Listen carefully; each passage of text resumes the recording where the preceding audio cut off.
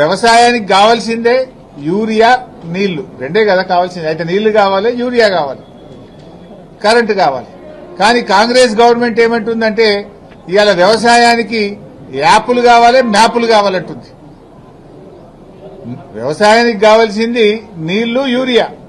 కానీ కాంగ్రెస్ ఏమంటుంది యాప్లు, మ్యాపులు కావాలంటుంది. ఇది ఎట్లుందంటే ఆడలేక ఓడే మధ్యలో అన్నట్టు యూరియా సరఫరా చేయడం చేతగాక ఈ ప్రభుత్వం దొంగ నాటకాలు ఆడుతా ఉంది. మళ్లీ ఇప్పుడు మ్యాపులు, యాప్ల పేరిట రైతుల ఉసురు పోసుకుంటా ఉన్నారు. ఇది ఒక అనాలోచితమైన చర్య, ఒక తుగ్లక్ చర్య. తక్షణమే దీనిని విరమించుకోవాలని చెప్పి బీఆర్ఎస్ పార్టీ పక్షాన, రైతుల పక్షాన డిమాండ్ చేస్తా ఉన్నాం. రైతు వ్యవసాయం చేయాలన్నా ఈ యాప్ల చుట్టూ, మ్యాప్ల చుట్టూ, అధికారుల చుట్టూ తిరగాలన్నా? రైతుకు నాగలు పట్టుడే తెలుసు తప్ప ఈ యాపులు గీపులు తెలివై. రైతుకు ఈ సోషల్ మీడియాతోని రైతులకు ఇవన్నీ ఇబ్బందులు పెట్టడం కరెక్ట్ కాదు. అందరికీ స్మార్ట్ ఫోన్లు ఉన్నాయి, చాలా చోట్ల నెట్వర్క్ ఉండదు. మరి కౌలు రైతుల పరిస్థితి ఏంది? ఇప్పుడు ఏమంటుంది ప్రభుత్వం? ఒరిజినల్ రైతట కౌలు రైతుకు కౌలు ఇచ్చినట్టు రాసిస్తే అప్పుడే కౌలు రైతుకు యూరియా ఇస్తారట. మళ్ళా టెనెన్సీ యాక్ట్ ఉంది, అసలు వాడు కౌలు ఇచ్చినే బంద్ పెడతాడు. అంటే లక్షలాది మంది కౌలు రైతుల భవిష్యత్తు ప్రశ్నార్థకమైతుంది. టెనెన్సీ యాక్ట్ తో, ఇప్పుడు మీరు తెచ్చిన కొత్త చట్టాలతో ఇప్పుడు మీరు ఈ లింకులు పెడితే రేపు కౌలుకిచ్చుడే బంద్ అయిపోయే ప్రమాదం ఉన్నది. ఆనాడేమో పెద్ద పెద్ద మాటలు మాట్లాడినరు. ఏ కౌలు రైతుకు కూడా మేము రైతు బంధు ఇస్తాం, కౌలు రైతులకు పంట నష్టపరిహారం ఇస్తాం, రైతుకి ఇస్తాం, కౌలు రైతుకి ఇస్తామన్నారు.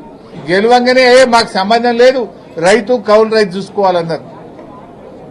ఇప్పుడు మీరు చేసే తుగ్లక్ పనుల వల్ల ఈ యాప్ల పేరిట, యూరియా బస్తాల పేరిట అసలు కౌలు రైతులకు మొదటికే మోసం చేస్తున్నది కాంగ్రెస్ ప్రభుత్వం. రేపు రైతులే కౌలుకు ఇవ్వని పరిస్థితి ఏర్పడుతుంది. రైతులకు, కౌలు రైతులకు మధ్య పంచాయతీ పెడుతుంది ఇలా కాంగ్రెస్ ప్రభుత్వం. ఈ యూరియా కోసం ఎన్నిసార్లు తిరగాలి? బాయికాడ బర్రెని దుడ్డని చూసుకోవాలన్నా, వ్యవసాయం చూసుకోవాలన్నా, మీ ఆఫీసర్ల చుట్టూ తిరగాలన్నా? యాప్ కోసం ఒకసారి తిరగాలి. ఆ ఇచ్చే యూరియా బస్తాలు కూడా ఎకరానికి 2 ఇస్తాం, ఆ 3 ఇస్తాం. 3 ఇస్తే 3 సార్లు ఇస్తాడట, అవి కూడా ఒకసారి ఇయ్యడట. అంటే నీ యాప్ కోసం ఓసారి తిరగాలి. ఆ ఇచ్చే 3 బస్తాలకు మొదలు ఒక బస్తా, మధ్యలో ఒక బస్తా, పొట్టకొచ్చినాక ఒక బస్తా. అంటే ఇక రవాణా ఛార్జీలు, ఆటోలు, బస్ కిరాయిలు పెరుగుతాయి. ఇప్పటికే బస్ ఛార్జీలు డబుల్ చేసిన మగవాళ్లకు. బస్ ఛార్జీలు రేవంత్ రెడ్డి వచ్చిన 2 సంవత్సరాల్లో 2 అంతలైనాయి బస్ ఛార్జీలు. అంటే నువ్వు ఆఫీసర్ల చుట్టూ తిరగాలి తప్ప వ్యవసాయం చుట్టూ తిరగాల్సిన అవసరం లేదా? రైతుల్ని మొన్ననే యూరియా బస్తాల కోసం 10 సార్లు లైన్లో నిలబెడితే ఒక్కొక్క బస్తా ఇచ్చినావు. ఇప్పుడు యూరియా సరఫరా చేతగాక యూరియా ఎగబెట్టడం కోసం ఇవాళ కేంద్ర రాష్ట్ర ప్రభుత్వాలు 2 కలిసి రైతుల ఉసురు పోసుకుంటున్నాయి. అటు కాంగ్రెస్ అయినా బీజేపీ అయినా 2 రైతు వ్యతిరేక ప్రభుత్వాలే.